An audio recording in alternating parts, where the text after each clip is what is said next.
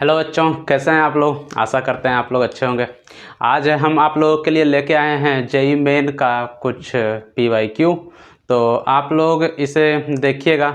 अभी तो कुछ कम क्वेश्चन लाए हैं, अभी गिन के 2-4 8-10 क्वेश्चन करवाएंगे।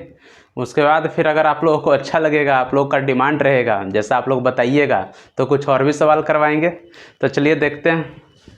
तो सबसे पहला सवाल है कि इस मॉलिक्यूल का रिएक्शन अगर हम अल्कोहलिक मीडियम में KCN के साथ करवाते हैं तो कौन सा प्रोडक्ट बनेगा। मेजर प्रोडक्ट पूछ रहा है।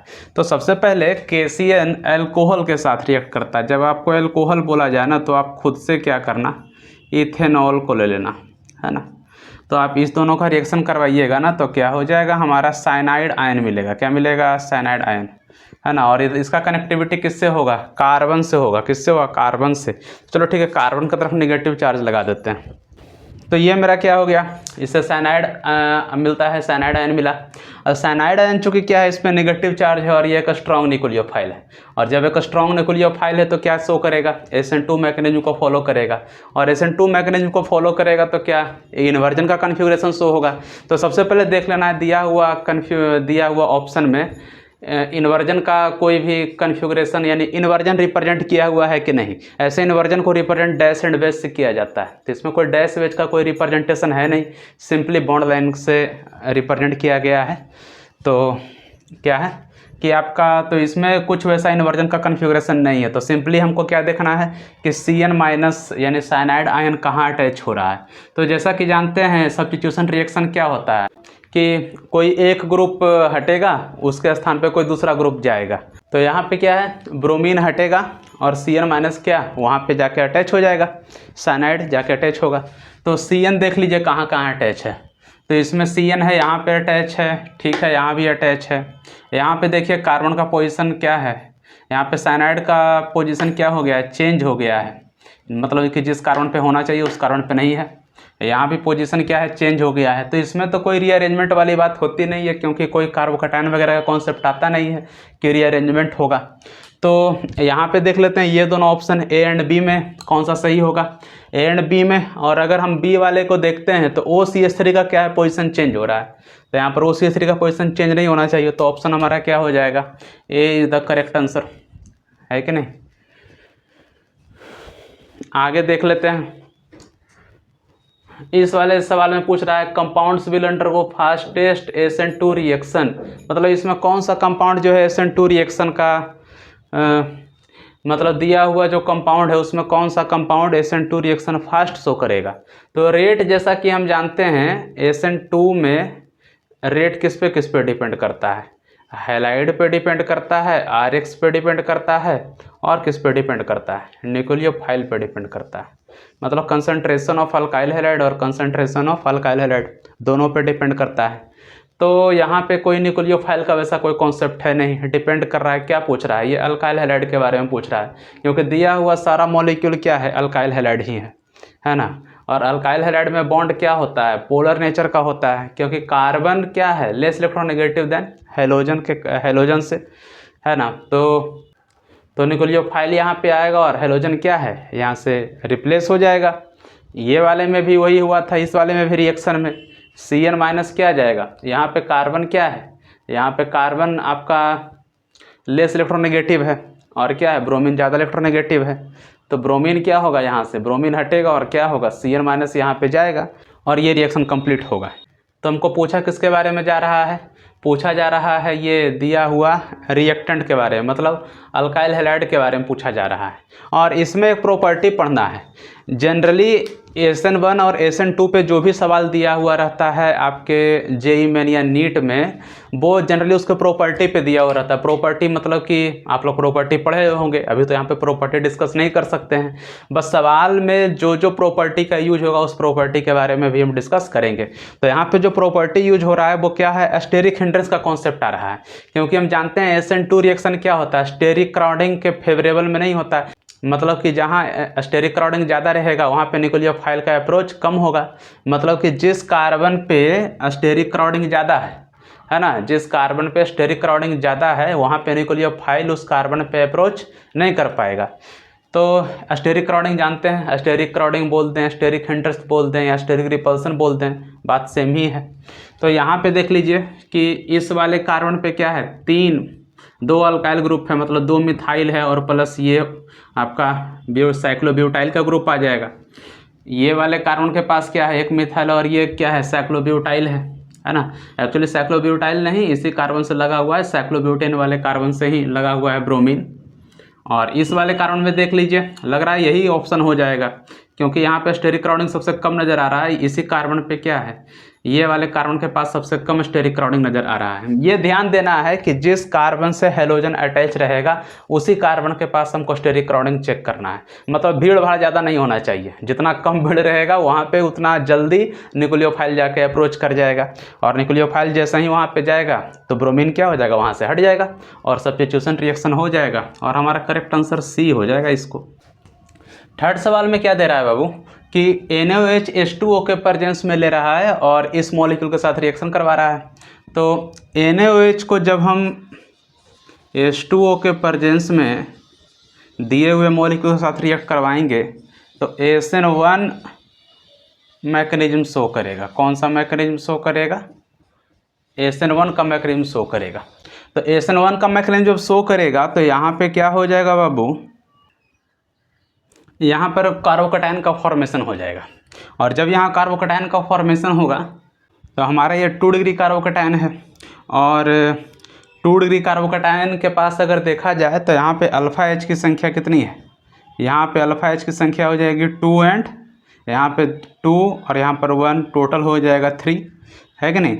अब इसके बाद एक और कॉन्सेप्ट है यहाँ पे कि हम शिफ्टिंग करवाते हैं, कार्बोकैटायन का स्टेबिलिटी बढ़ाने के लिए हम क्या करते हैं, शिफ्टिंग करवाते हैं। और यह कैसा कार्बोकैटायन है, एक टाइप का क्लासिकल कार्बोकैटायन है, CC, है ना। ये क्लासिकल कार्बोकैटायन में क्या होता है, शिफ्टिंग का कॉन्सेप्ट है, रीअरेंजमेंट का कॉन्सेप्ट है। तो यहाँ पे प्रेजेंट क्या है, हाइड्रोजन, यहाँ पे हाइड्राइड शिफ्ट होगा।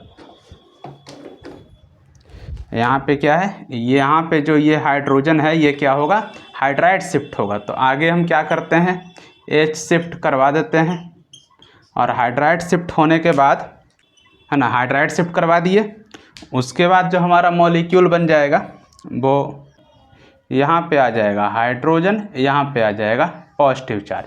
अब यहाँ पे अल्फ़ा H का नंबर कितना हो गया, अब यहाँ पे अल्फ़ा H का नंबर हो गया 2 2 4 + 2 6, यहाँ पे अल्फ़ा H का संख्या कितना हो गया 6। तो हम जानते हैं कि अल्फ़ा H का संख्या बढ़ने पे क्या होता है, कार्बोकैटायन का स्टेबिलिटी इंक्रीज कर जाता है। तो अब ये कार्बोकैटायन क्या है, ज़्यादा स्टेबल है। इसके बाद अब शिफ्टिंग नहीं करवा सकते हैं, इसके बाद अगर आप शिफ्ट करवाइएगा तो अल्फ़ा H का नंबर कम आएगा और कार्बोकैटायन का स्टेबिलिटी क्या हो जाएगा, डिक्रीज हो जाएगा। तो वैसा कोई भी स्टेप हम नहीं लेंगे जो कि स्टेबिलिटी का, इंटरमीडिएट का स्टेबिलिटी क्या करता है, डिक्रीज कर देता है। इंटरमीडिएट मतलब यह कार्बोकैटायन का स्टेबिलिटी क्या होता है, डिक्रीज हो जाता है। मतलब कि वैसा कोई स्टेप हम नहीं आगे बढ़ाएंगे जिससे कार्बोकैटायन का स्टेबिलिटी क्या हो जाए, डिक्रीज हो जाए। तो अब यहाँ पे क्या आएगा, यहाँ पे हमारा जो न्यूक्लियोफाइल है, न्यूक्लियोफाइल कौन सा है, OH-, है ना। तो यहाँ पे OH- क्या हो जाएगा, यहाँ पे अटैक करेगा, और हमारा जो कंपाउंड बन जाएगा वो क्या, यहाँ पे देख लेते हैं। आगे जो OH जाएगा इसके बाद मिला लेते हैं कौन सा ऑप्शन करेक्ट है। तो यहाँ पे ये वाला ऑप्शन आ रहा है करेक्ट बाबू। यहाँ पे आप OH लगाइएगा तो यही वाला मॉलिक्यूल मिल जाएगा। तो B is the correct answer. Next reaction में देख लेते हैं बाबू। नेक्स्ट रिएक्शन में इस हेलो एल्केन का रिएक्शन हम करवा रहे हैं एल्कोहलिक मीडियम में किसी हाइड्रोक्साइड के साथ। तो ये हेलो एल्केन एल्कोहलिक मीडियम में हाइड्रोक्साइड के साथ रिएक्शन शो करेगा बीटा एलिमिनेशन। कौन सा रिएक्शन शो करेगा, ये शो करेगा बीटा एलिमिनेशन। अब बीटा एलिमिनेशन क्या होता है, बीटा पोजीशन पे प्रेजेंट हाइड्रोजन एटम को क्या करेगा, एलिमिनेट करना है ना। बीटा पोजीशन पे जो हाइड्रोजन एटम है वो क्या हो जाएगा, एलिमिनेट हो जाएगा।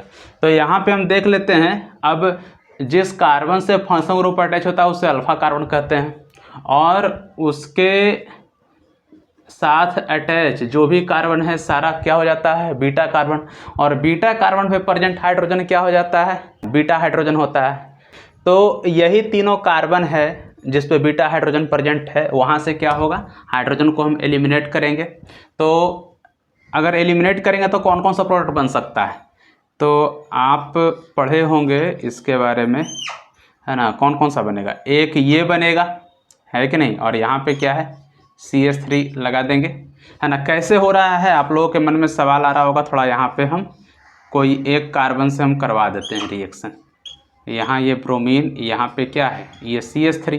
अब क्या होगा यहाँ पे देखिए, अगर मान लेते हैं यही डबल बॉन्ड यहाँ पे कैसे आया, तो यहाँ पे जो हाइड्रोजन है वो क्या होगा, OH माइनस, ये यहाँ पे जाएगा तो ये इलेक्ट्रॉन यहाँ पे आएगा, और उसके बाद क्या हो जाएगा, ये Br माइनस निकल जाएगा लेके इलेक्ट्रॉन, ये वाला इलेक्ट्रॉन लेके निकल जाएगा, तो ये वाला कंपाउंड बन जाएगा, है ना। तो इसी प्रकार से आगे हम बढ़ेंगे तो कौन कौन सा हम प्रोडक्ट बना सकते हैं, है ना। प्रोबेबिलिटी कौन कौन सा प्रोडक्ट बनने का है, तो एक ये प्रोडक्ट है ना, और एक कौन सा हो जाएगा, और एक ये भी हो जाएगा। अगर इस वाले कार्बन से हटेगा तो CH2। एक यहाँ भी डबल बॉन्ड आएगा, इस वाले कार्बन से अगर हाइड्रोजन हटाएंगे तो एक हो जाएगा, ये वाला हो जाएगा डबल बॉन्ड, एक यहाँ आ जाएगा, CH3 यहाँ लगा दो, है कि नहीं। अब देखना है कि तीनों में सबसे ज़्यादा स्टेबल कौन सा है, क्योंकि मेजर प्रोडक्ट पूछ रहा है, A, B एंड C में सबसे ज़्यादा स्टेबल कौन सा है। तो बनने वाला प्रोडक्ट क्या है, अल्कीन। और जानते हैं अल्कीन का स्टेबिलिटी किस पे डिपेंड करता है, नंबर ऑफ अल्फा हाइड्रोजन पे डिपेंड करता है, या जितना ज़्यादा अल्काइल ग्रुप लगा हुआ है कि नहीं, दोनों पे डिपेंड करता है। तो इस वाले डबल बॉन्ड में आप देखिए, यहाँ पे एक कार्बन, दो कार्बन, है ना, यहाँ पे तीन कार्बन। इस वाले मॉलिक्यूल में अल्फ़ा H का नंबर कितना है, इस वाले मॉलिक्यूल में अल्फ़ा H का नंबर हो जाएगा 3 + 2 5, 5 + 2 कितना हो जाएगा 7। इसमें अल्फ़ा H का नंबर कितना हो जाएगा, इसमें हो जाएगा, ये वाला कार्बन तो इस डबल बॉन्ड से अटैच है, तो इससे और कोई कार्बन अटैच है नहीं, तो अल्फ़ा कार्बन होगा नहीं, तो अल्फ़ा कार्बन ही नहीं है तो अल्फ़ा हाइड्रोजन कहाँ से होगा। तो यहाँ पे क्या है, यहाँ पे अल्फ़ा कार्बन कितना है 2, और दोनों के पास 2 2 हाइड्रोजन, तो 4 हाइड्रोजन। यहाँ पे अल्फ़ा H का नंबर कितना हो जाएगा, यहाँ पे हो जाएगा 1 कार्बन, 2 कार्बन और 3 कार्बन।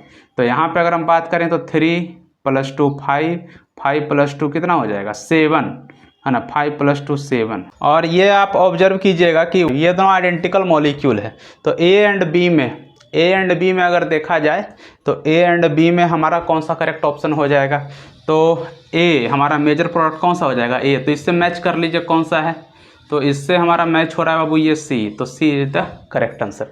आपको कॉन्सेप्ट एकदम क्या करना है, एकदम क्लियर रखना है, तो ये सब सवाल आसानी से, ज़्यादा हार्ड सवाल नहीं है। आपको अगर कॉन्सेप्ट पे पकड़ है तो आप आसानी से इसे बना सकते हैं।